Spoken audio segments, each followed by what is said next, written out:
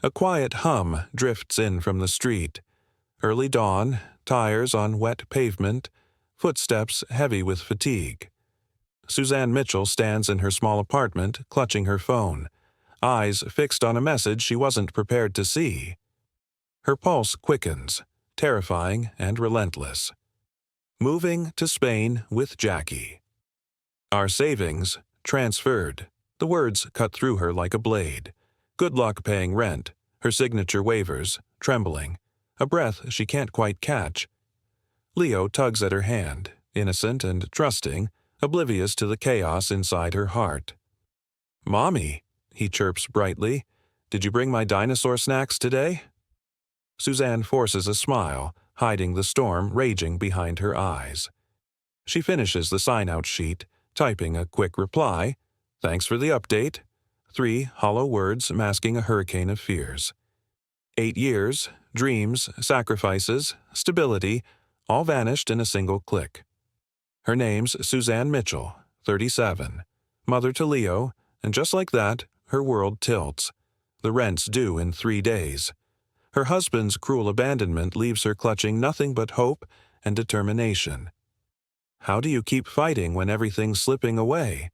When your savings are gone and your future is uncertain? Inside, she's overwhelmed but refuses to crumble. Protect her son. Rebuild. That's the only plan. Her mind races. What's next? What can she do when her ground shifts beneath her, when the fight's just begun? As she tucks Leo in front of his favorite cartoon, she dials the bank, bracing for bad news. They confirm her worst fears. Her husband transferred every penny, 42,731, into his own account. Both names on the account, no crime committed, just a cruel, legal theft. Her heart pounds. The home she fought for teeters on the edge, the stability she dreamed of for her son, suddenly fragile. Yet Suzanne's eyes burn with resolve. She might be overwhelmed now, but giving up isn't an option. Not for her son, not for herself. What's her move? How does she face a storm like this and find a way to rebuild when everything's been shattered? That afternoon sticks, sharp and vivid. I remember the scent of summer, the rich aroma of fresh-cut grass lingering in the air, the faint sweetness of mangoes from the tree in my parents' yard. Leo was just a toddler then, tiny fingers clutching a crayon, giggling uncontrollably as he drew on a sheet of paper. I held him close, feeling a rare surge of peace, like the world was right. In that moment, I believed nothing could shake us, that our future was bright, secure.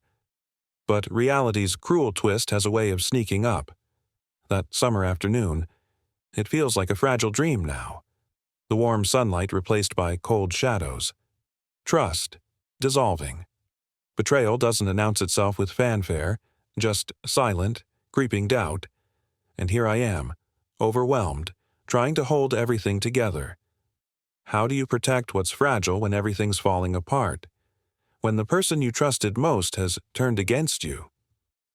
My son, Leo, looks to me for safety, but I wonder, am I enough? I keep telling myself, I will fight for us, not just to survive, but to rebuild. The taste of victory might be bitter, but I won't let this break us. Back then, I thought I knew where I was headed, but now, with every shattered piece of my plan, I realize sometimes resilience is simply refusing to give up, to stand tall despite the chaos, to keep fighting for that someday when everything's steadier again. That's the real story, the one I'm writing every day. Suzanne hurriedly packed a box, her hands trembling as the faint tap of footsteps grew louder outside. The rain was relentless, each drop a cruel reminder of her growing chaos. The scent of wet earth and damp wood filled the air, mixing with her racing heartbeat. She forced herself to adopt a hollow calm, but her eyes betrayed her uncertainty. Who was coming, and what fresh nightmare awaited? Just as her fingers brushed the phone on the counter, a shadow slipped in the doorway. A voice, low and familiar, whispered her name in the dark. Why is he suddenly back, What does he want now? Her mind spun. Hopes, fears, every shred of stability on the line. This moment could shatter everything she's fought for or force her to face a truth she never saw coming. The storm outside rages on, but inside, Suzanne braces for what's next. Suzanne's hands trembled as she clutched her phone, her pulse pounding like a drum in her ears. The cold, damp air of the parking garage bit into her skin, sharp as the icy shock spreading through her chest.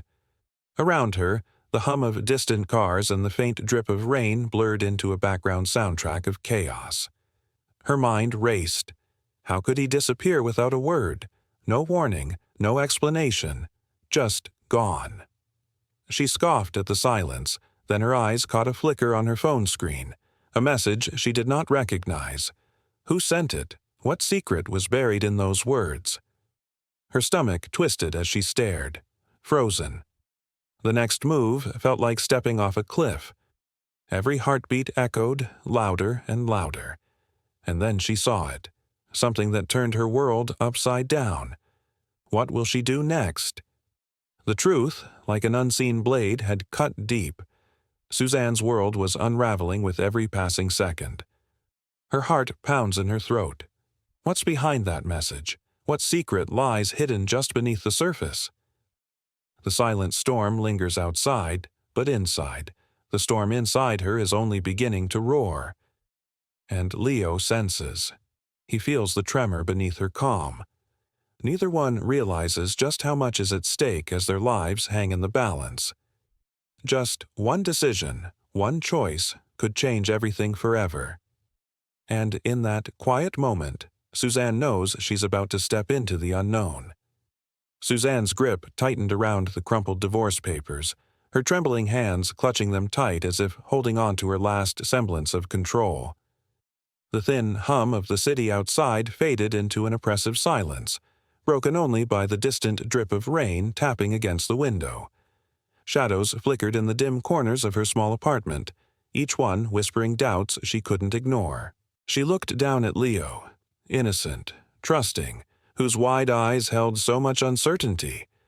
This chaos wasn't just about money or legal battles, it was about survival, about forging a new life from ruin.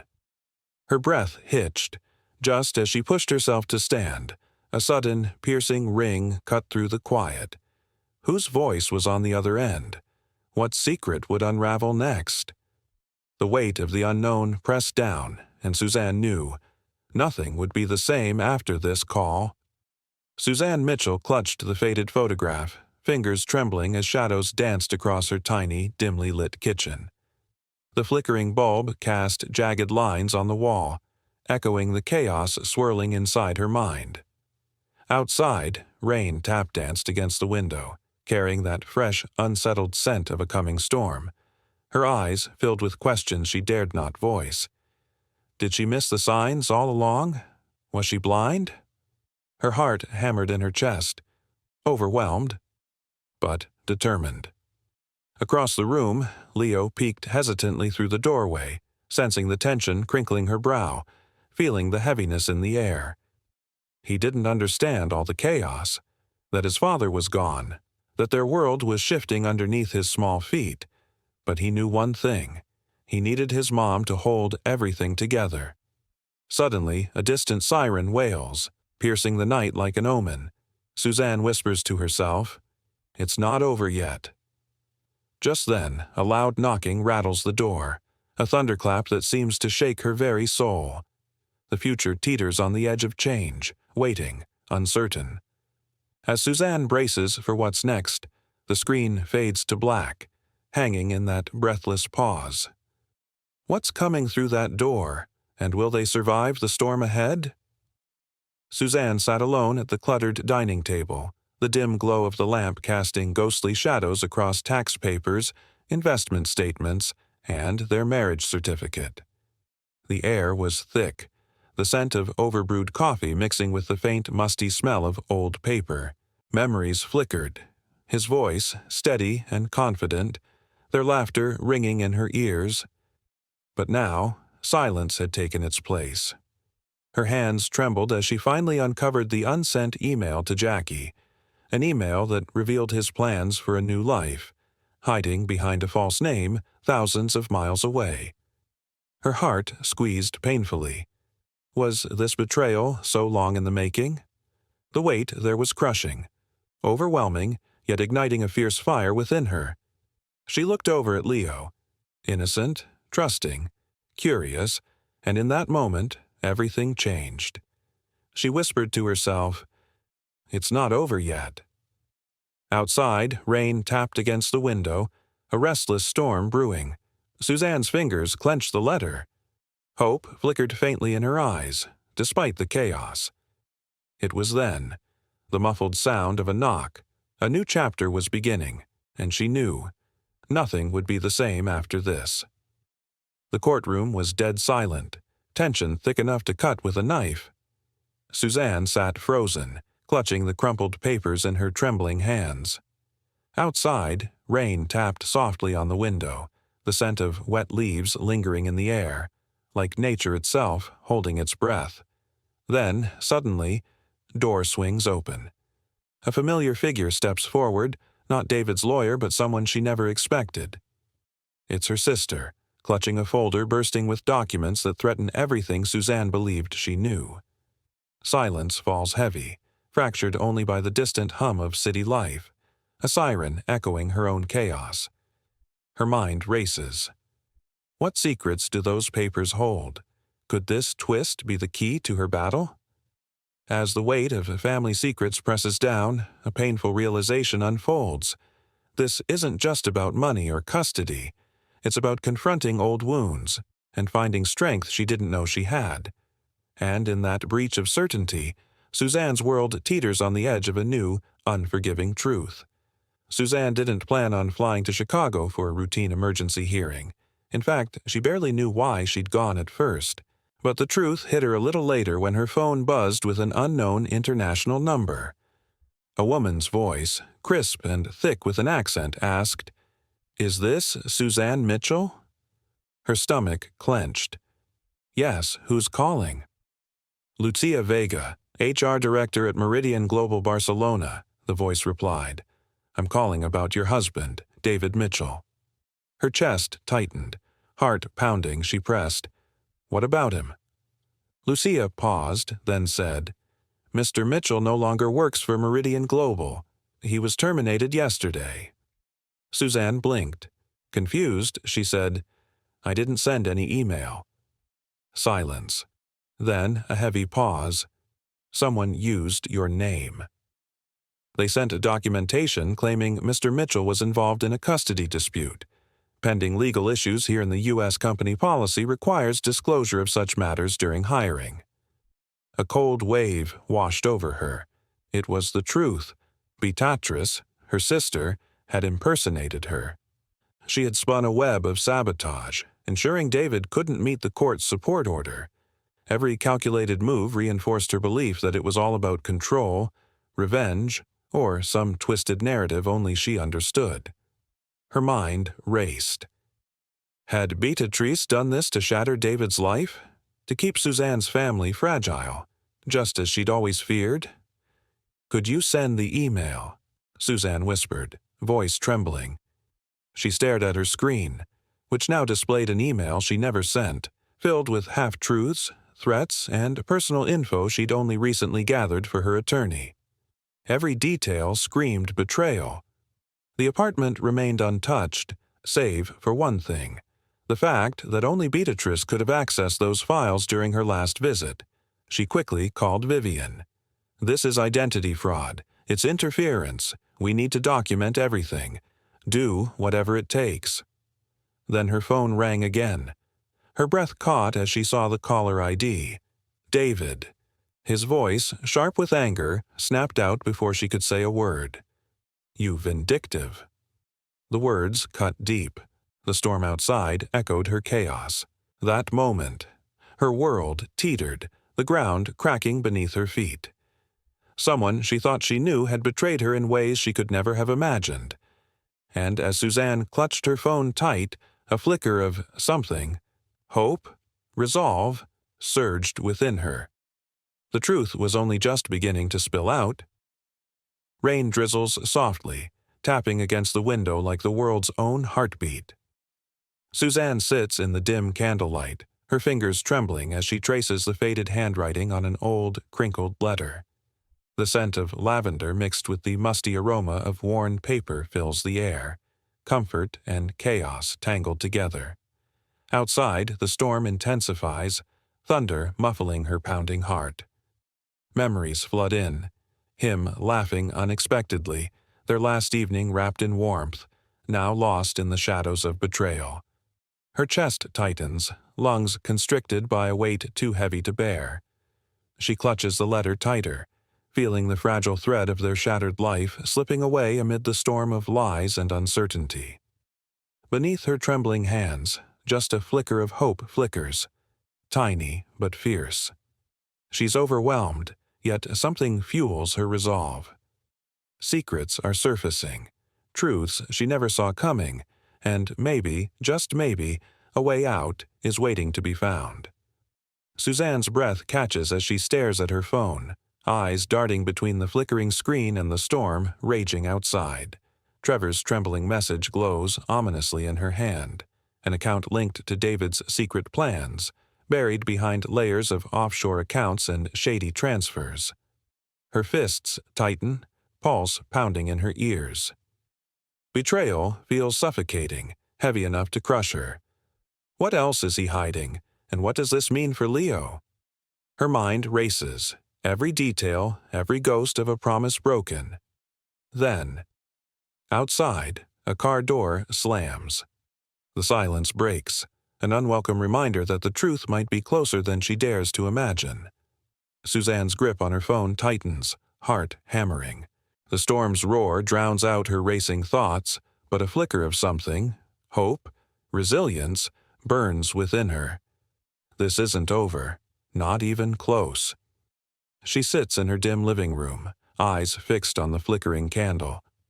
Outside, rain taps softly against the window, like the world's heartbeat, slow and relentless. Suzanne's grip tightens around an old, crinkled photo of her family. Her fingers tremble, nostalgic and desperate. She remembers the smell of freshly baked bread, rare now, but once the comfort at the end of long days. How the warmth of that scent filled her small kitchen, mingling with laughter and hope. Her mind drifts. Leo giggling nearby, innocent and trusting, asking questions she can't answer. The storm rumbles louder, heavy with unspoken fears, hidden truths. Her eyes drift to the faded note clutched in her hand, trembling with tears and love. Amid chaos, a faint flame flickers, hope, resilience. Maybe she's not done fighting yet. Maybe there's a way out, because in her heart, she knows, her story isn't over. Not yet. Suzanne sat in the courtroom, heart pounding like a drum in her chest. Her hands trembled as she clutched that fragile piece of hope, an old photo of her family, now a relic of a life she barely recognized. Outside, the rain whispered against the glass, each drop a reminder of the chaos she'd been trying to hold together. Her eyes flicked to the judge, then to the door, waiting for him to speak, to decide their fate. But then, her gaze caught something, a flicker of movement from David's pocket, a flash of metal, something familiar. Her stomach flipped. The room tilted, the lights flickered. She realized it wasn't just betrayal she was fighting, it was something deeper. A secret tucked away, hidden from everyone but her. Suddenly, her fight wasn't only about justice. It was about uncovering the truth that could turn everything on its head, exposing a deception so personal, so raw, it threatened to dismantle her entire world. Gasping softly, Suzanne's mind raced. Was this the break she needed, or was it just the beginning of a battlefield she hadn't prepared for? The storm rages outside. Inside, her resolve steels, grounded in love for Leo, her only anchor in this tumultuous storm of lies and broken promises. This fight isn't over. Not yet. But now, she knows. Nothing will be the same again. Suzanne's hands trembled as she stood in the dim hallway, clutching the envelope tucked into her coat like it was her last lifeline. Outside, the rain had started to fall softly, each drop whispering secrets she desperately needed to hear, or maybe avoid. Her heart pounded in her ears, matching the restless beat of Leo upstairs, innocent and trusting, unaware of the storm brewing just below the surface.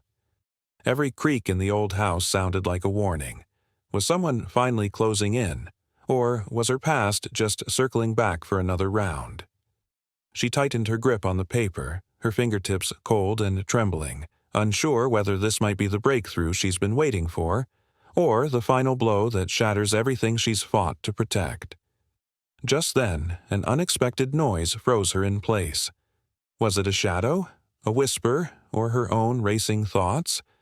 She hesitated, heart in her throat, knowing the choice she makes now could change everything.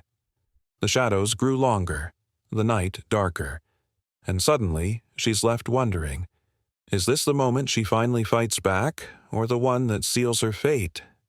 Is Daddy ever coming to visit? Leo's voice cut through the quiet one evening as I tucked him into his new dinosaur-themed bed. His small face was eager, innocent, yet uncertain. I looked into his trusting eyes, feeling my chest tighten. "I don't know, sweetheart," I said softly, voice trembling just a little.